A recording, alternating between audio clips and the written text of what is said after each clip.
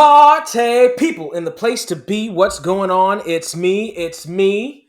I just got finished finally watching One Night in Miami. Surreal, you may be saying. One Night in Miami didn't come out that long ago. Yes, but I wanted to watch it when it actually came out. I wanted to watch it the day it came out, but I couldn't because obligations and then life happened and all this other stuff. So as close as we are to the release date, now I finally get to see it. So for me, it classifies as a long overdue review. Let's get started. One Night in Miami tells the story of Malcolm X, Jim Brown, Muhammad Ali, and Sam Cooke as they're celebrating the victory of Muhammad Ali over Sonny Liston in a fight in Miami. One thing I did notice, there is a scene in front of a location, in front of a liquor store that I know all too well. I actually lived with a friend of mine across the street from that liquor store for a couple of months a few years ago. So I know exactly where it is. It's a Falcon liquor store on Broadway and Falcon, of all places, here in Long Beach, California. I know exactly where it is. It still says Falcon on it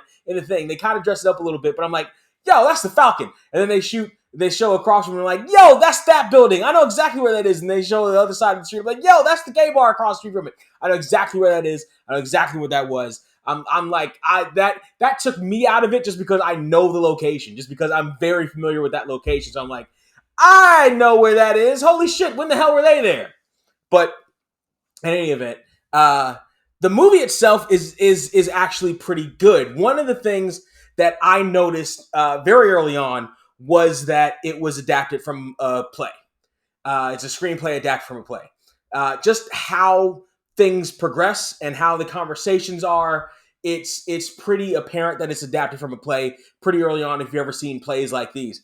The acting in it is very good. I specifically went in looking directly at Aldous Hodge because I'm a big Leverage fan. Age of the Geek, baby. I'm a big Leverage fan, have been for a long time since it was on Netflix, and I ended up binge watching the entire thing in like a ridiculous amount of time. I'm a big Leverage fan, big Aldous Hodge fan. I've reviewed the Brian Banks movie that he starred in. This is, in terms of his ability, in terms of his acting here in this movie, honestly, in my opinion, a better performance than the Brian Banks movie. This is a better performance than the Brian Banks movie. He has matured quite a bit as an actor since then, since Leverage, since some of the other things I've seen him in, a couple of bits parts and a couple of different things. He's matured quite a bit. I didn't get a chance to see the show with him and Journey Smollett, even as much as I love me some Journey. Haven't caught that show just yet. But this, he's matured into the actor that you hope that he matures into being. Like, you can definitely see the beginning parts of like, oh yeah. He always had that star potential. He always had that thing where like you see him on screen and it's hard for you to take your eyes off of him because he just magnetically draws attention to where he is. But now the skills have really caught up to all that at this particular point. And it's honestly, it's going to be interesting, and it's going to be great to see how much more he matures, even at this pace in his acting career. Like he's very good in this. The actors overall are very good in this. Kingsley Ben-Adir plays Malcolm X.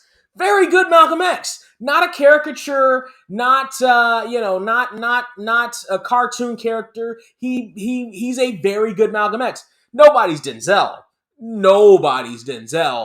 but he's very good. He's very suitable in this role. You believe him. He's got the mannerisms. He's got the dialect. He's got the tone down, the affectation in his voice. He's got it all very well down. And for what they have Malcolm X being in the conversations and in this particular movie, he plays that particular role that they have for Malcolm very well.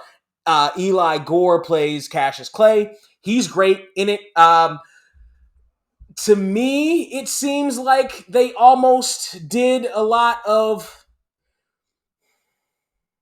I don't want to say fan service, but it's almost fan service. Like, it's almost what people who've never met celebrities, people would think that Muhammad Ali would be all the time. And I'm sure, he was from time to time, but it's particularly in the beginning, he does more Muhammad Ali on camera stuff off camera, and that's not distracting.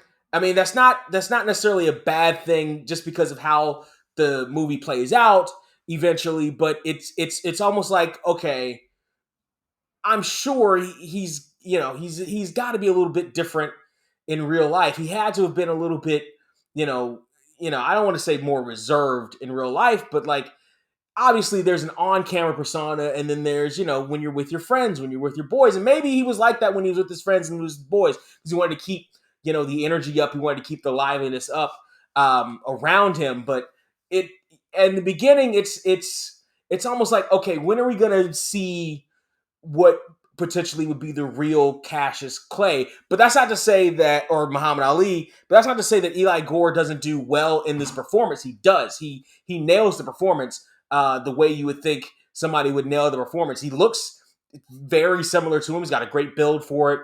He's got the mannerisms again down pat. He's really good, and again in that role that they have for him. We talked about Aldous Hodge. Leslie Odom Jr. as Sam Cooke is wow. He's picture perfect for that. If we get a Sam Cooke biopic, that's what you do. That's what you do. That's what you do right there. You get Leslie Odom Jr. to do it. You get him to play Sam Cooke, and you go with it. Like that's what you do. Like he's wow. Yeah, okay. I buy it. I 128% buy him as Sam Cooke. This is a good representation of what male friendship is like, particularly in the beginning of the movie. So the beginning of the movie is a lot like is them coming back together, for this for this celebration, and you got that early repertoire between friends that you would get in that kind of setting. Again, this is not big spoilers. Like they're coming together for this one night. Like you almost expect them to have this kind of thing. I'm not getting into spoilers really. The chemistry between these guys is very good. When there is conflict, it's very good. It's very real. It's the kind of conversations, it's the kind of conflict, it's the kind of laughs, it's the kind of camaraderie, it's the kind of relationship that you would have with your male friends, that you would expect to see with these male friends here. It's the relationship part is timeless inside this time capsule of 19, I think 64 is when it's set. It's it's a good performance by all these guys. If they didn't have chemistry before, if they never met before this, or if they not still hanging out, I'd actually be a little bit surprised by that. And that's good. That's what they were supposed to convey on the screen, and that's really good. Speaking of on the screen, let's talk about one of the main reasons, if not the biggest reason, with all due respect to my boy Aldous, Age of the Geek, that I wanted to watch this movie, and that's my birthday mate, Regina King's directorial debut. Baby, Mazel Tov. You did very well with with everything. You did very well with it. I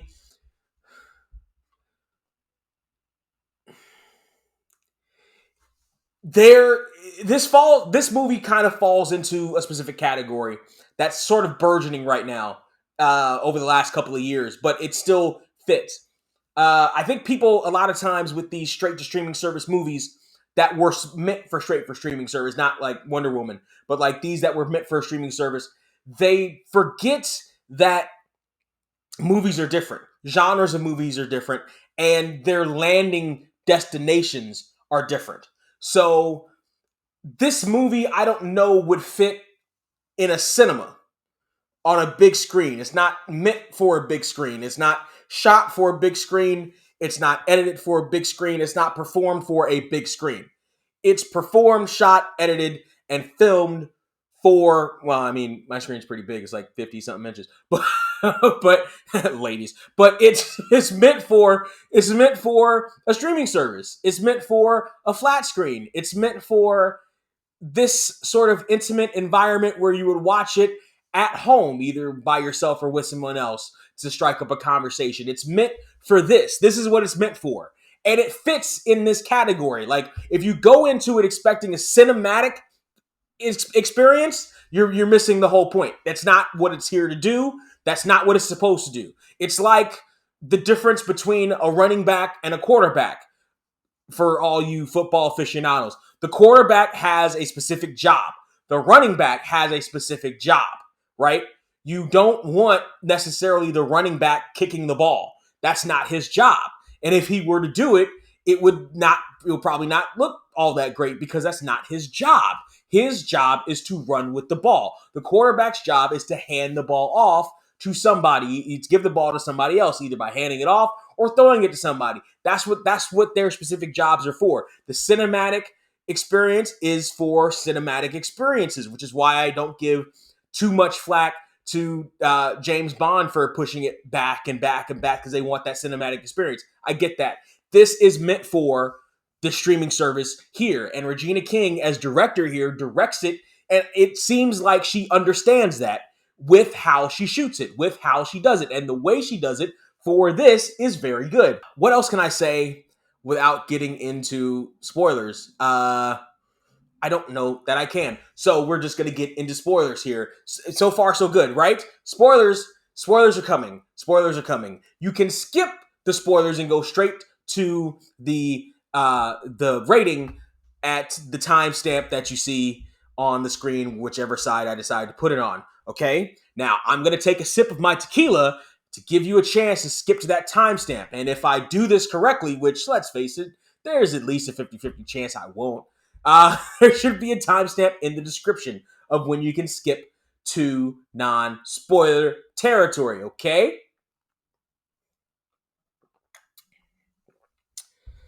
That's good cheap tequila.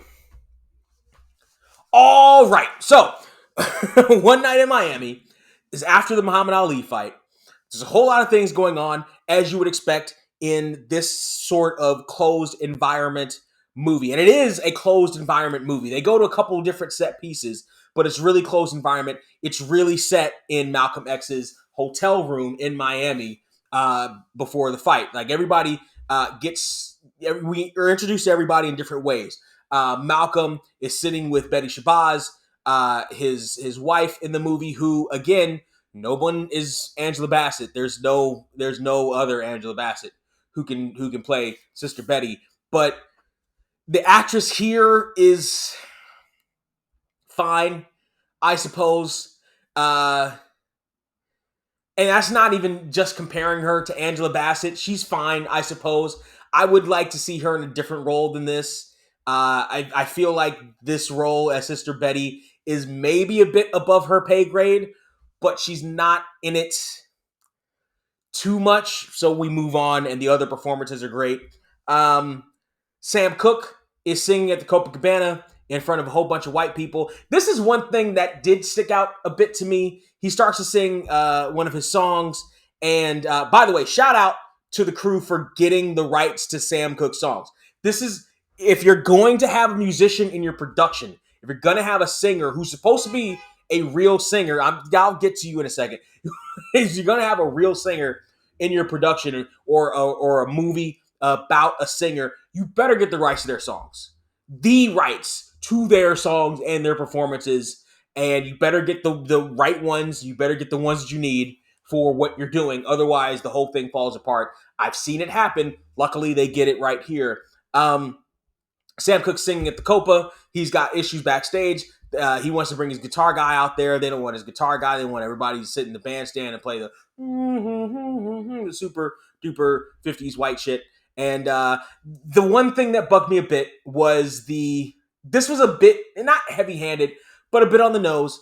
There's a white woman that's in the audience. Sam Cooke sings a song that Debbie Reynolds, I think, at some point sang, and she leans over to somebody and says, "I liked it better when Debbie Reynolds sang it." Okay, I get it. I've heard, maybe it's me because I've seen all these musical biopics before and other musical movies before about that time period, and I'm like, all right, I get it. Yes, I understand. They stole all the music. I get it. There's more clever ways of doing that than just I liked it better.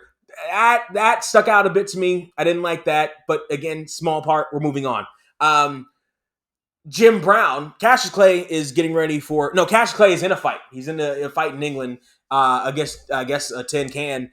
and he's sort of letting up. He's sort of lightening up in the fight, but he ends up still winning anyway. And he goes into Muhammad Ali mode in the corner. I'm not exactly sure if Muhammad Ali actually was talked like that in the corner. I know there's a public persona, but like when he's in there with his trainers and shit, like doesn't he didn't he, you know, drop the code a little bit maybe on occasion? But okay, maybe he didn't. You want to introduce the audience to Muhammad Ali. Again, they did the Rumble Young Man Rumble. They had Bundini there, complete with the Yes, we're all very, very familiar with that. And Jim Brown is going to see some white guy. I'm guessing one of his coaches, maybe from back in the day, somebody he knew in his life. I'm not too familiar with Jim Brown's whole history. I'm familiar with a couple of things, which may prevent him from being a hero in this new woke age that this movie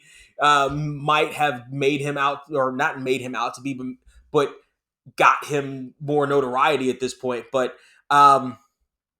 he goes to see this white guy at his palatial plantation. Palatial plantation, is that? I don't think that's a thing.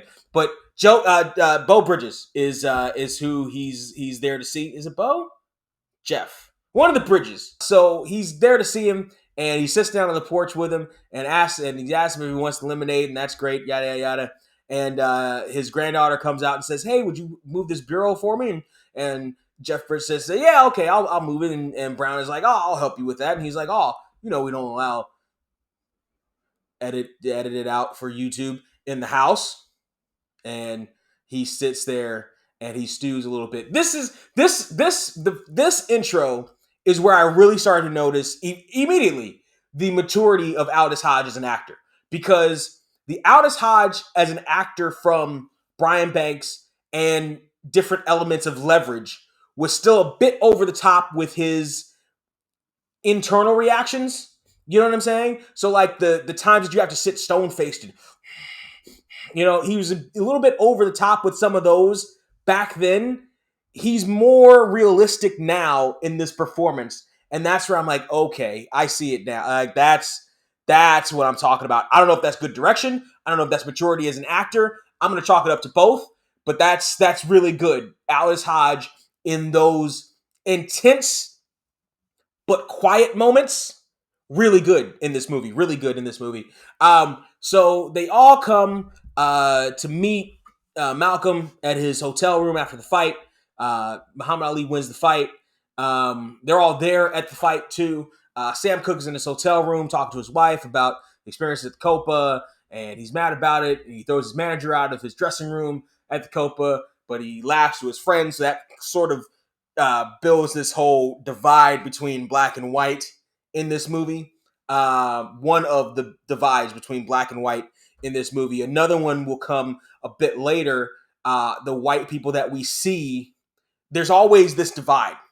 There's always this divide. There's always this one side versus the other, including, but not limited to, when Muhammad Ali officially unveils himself as Muhammad Ali in the Nation of Islam temple. There's white on one side, black on the other. Now, white is where the women sit, and they're all dressed in white, and all the men are on one side, and they're all dressed in black. And there is that divide. I'm not sure if that's a thing. I'm sure they have the women sit in separate places. I'm not sure if the color thing is a thing for the Nation of Islam. I'm not sure if that was a thematic thing that they wanted to do for this movie. But there's a through line through this movie. White people are separated from the black people that we see in this movie to various degrees, including but not limited to that. Including but not limited to the Sam Cooke performance. White people were separated from the black people. There's that physical separation from Sam Cooke and his manager out of the dressing room, and then he's more calm and code switches with his friends that are in the dressing room with him. There is that divide. This clearly is adapted from a play, and it says it in the credits later, but clearly adapted from a play. If I were to compare this to something, the first thing that comes to mind to compare it to is that championship season, because I've seen that championship season and I love that championship season. It is sort of a semi-bottle movie. In TV, bottle episodes are typically when the budget has gone over, and so you have to cut sets. So that's where you get the trapped in the elevator episodes of shows, right? That's where you have to cut sets and extras and lights and all this other stuff. So you do it all in primarily one setting. That's where this movie is. But because they understand that this is a movie, even if it is for streaming, they do have to make different movements. They do have to have different set pieces. They have to have people exit the stage, enter the stage again, which is one of the really huge cues. This was adapted from a play. You have all four starting in the room with Malcolm, but then one goes to the restroom, one goes to the car, one goes to make a phone call, two go out to run an errand. So you get these. They're in this enclosed space, but then you still get these one-on-one conversations or one-on-two conversations with isolated characters in the performance of the material, which is again good. Like I felt like I was in a play, and again, that's what really works here in this intimate setting versus a big cinematic thing that works in this setting that wouldn't work on a giant screen at some AMC somewhere. Don't forget to buy that AMC stock, kids. Anyway, Malcolm essentially is on the verge of being assassinated by the Honorable Elijah Muhammad. Yeah, I said it. Yeah, I said it. He is on the verge of the dissolution of his association with the Nation of Islam because of the infidelity that he's seen at the hands of Elijah Muhammad and how that conflicts with his religion and his beliefs versus this organization that got him in. He has started to, or is finishing the recruitment process of Cassius Clay, who will, by the end of the movie, turn into Muhammad Ali. And he confides in Betty that he's sort of looking to bring Muhammad in as essentially his big get for his leaving the nation, for his exodus from the nation and starting his own new organization. That comes up later in the movie, much, much later in the movie. And as you would expect, it upsets Cassius. How Cassius is played in this movie, he's played as young. He's 22 and he's played as 22. Not naive, not stupid, but 22 and fervent in this belief and gung ho about joining this new religion and being a part of this with his friend.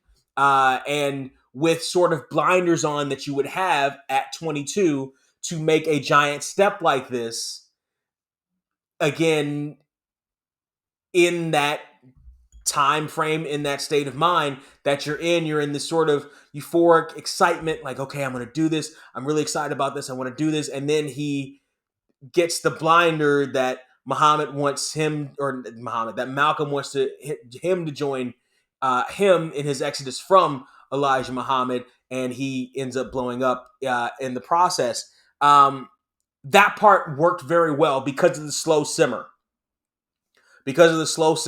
Very beginning of the movie, Muhammad Ali comes in and prays to Mecca with Malcolm X. Has the fight, they have the conversations, yada, yada, yada. Friends bicker, friends joke, all this other stuff. And then at some point, Malcolm confides in Jim, I believe, that he wants to make this step. Jim brings it up in the conversation. They all do this. They all confide in one of the others. This is one of those tropes. Don't tell anybody my secret that I'm holding that will be exposed by the end of the movie. But it works. It doesn't hit you over the head with it. You're fine with it. And the only reason why it really comes to mind right now is because I'm doing this review of it. As I was watching it, it wasn't like, oh, here's another one of these. It was like, oh yeah, and this was likely to bring up. Okay, yeah, I get. It was organic to the story. It was organic to how they were telling the story. One of the other things that was organic to them telling the story in that way was Malcolm X confiding that he was actually going to go through with the change and become, a Muslim. Malcolm blurts that out to the group, and Jim and Sam are a little suspicious about. They're like, "What? Oh man, I don't want to give up my grandma's pork chops, yada yada yada." Which is one of the things I've said in my past. But honestly, I don't eat. I guess I do. I occasionally eat pork. I don't eat it that often. I don't eat it as often as I used to as a kid. But I get it. A good pork chop is a good pork chop. Like if you cook that shit fantastic, if you cook that shit well, and it's a nice thick cut, it's as good as a steak. Like that shit is fantastic. If you know how to cook, oh, that's great. But anyway, Malcolm's growing paranoia comes into play here at different points in the movie, including but not limited to this is where he makes his exit while the three of them are in the hotel room. He goes to go get his camera from the car he left in the car. He's a big camera guy at this particular point. He goes to get the camera and decides he wants to make a call to Sister Betty, and then off in the distance he sees two white guys, the proverbial racist white guys that Central Casting seems to have on hand, like direct from Bama, Alabama, Bama, C. Like those two guys that are somehow in every single movie about race. Yeah, they found two pairs of those because there's one on one side, and then he sees him again on the other side of the building from his window. So he starts getting paranoid. He goes back into the hotel room. He looks for bugs, etc., etc. All this stuff is happening in the course of one night.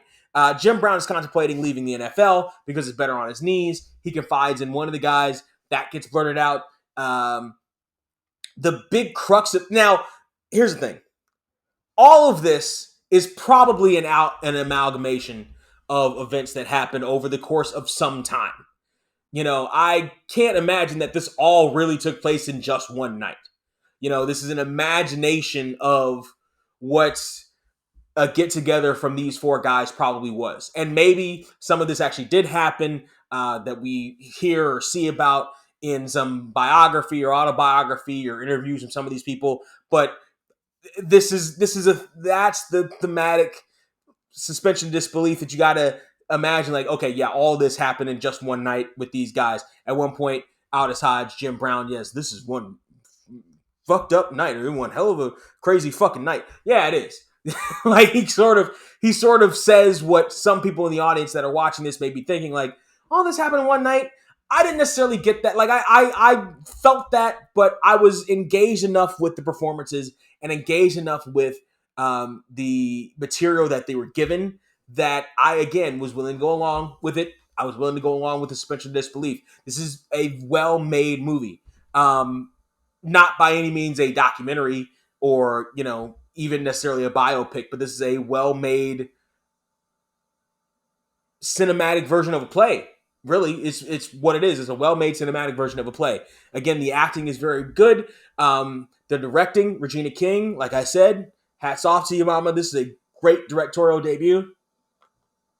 And again, if you listen to that How Do We Even Get Here podcast where, we talked about in episode 53 about us being birthday makes and, we could figure something out about something, you can always hit me up. Surreal469 on everything, baby. Anyway, but in terms of this movie, for where it is, in terms of the medium that it comes on, the length, the performances, the dialogue, the story,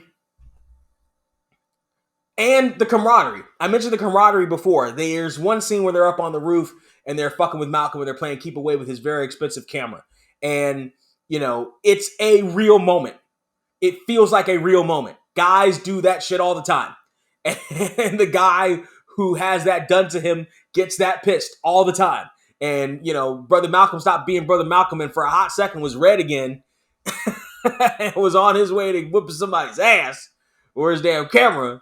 Y'all better start fucking around with my shit. This is a finely tuned instrument, you motherfucker. Yeah, he was on it.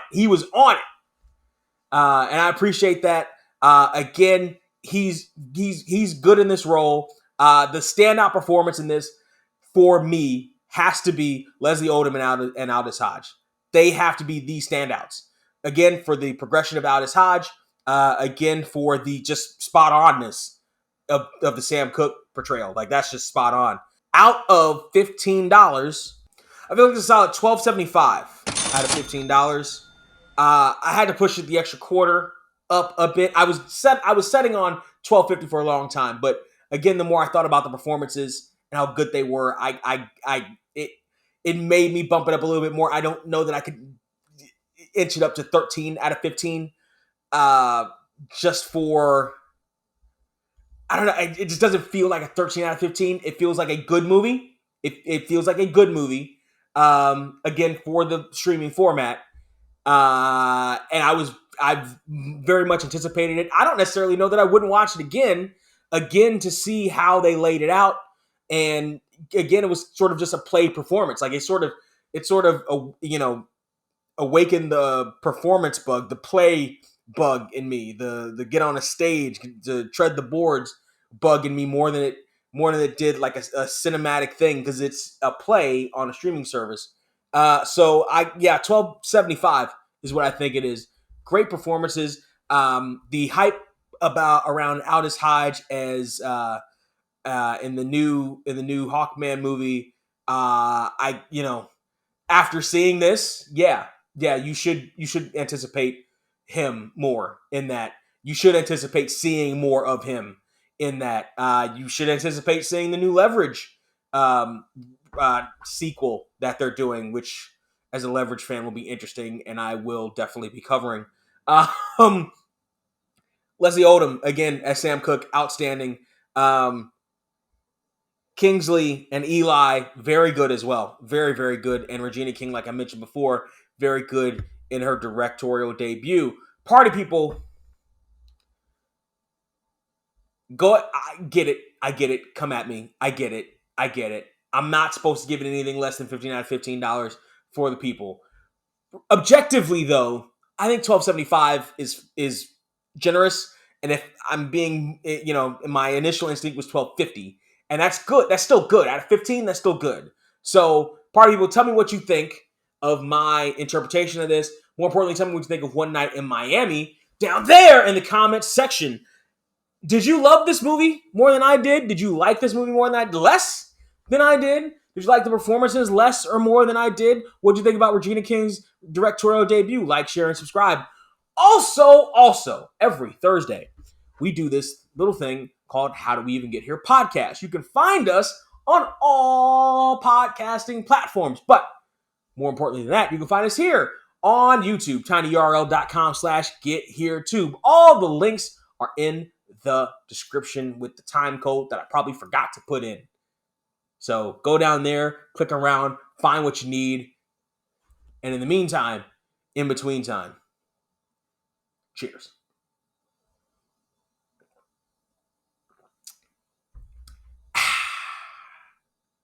I'm a nice guy, I'm a nice place, with a nice smile on my nice face.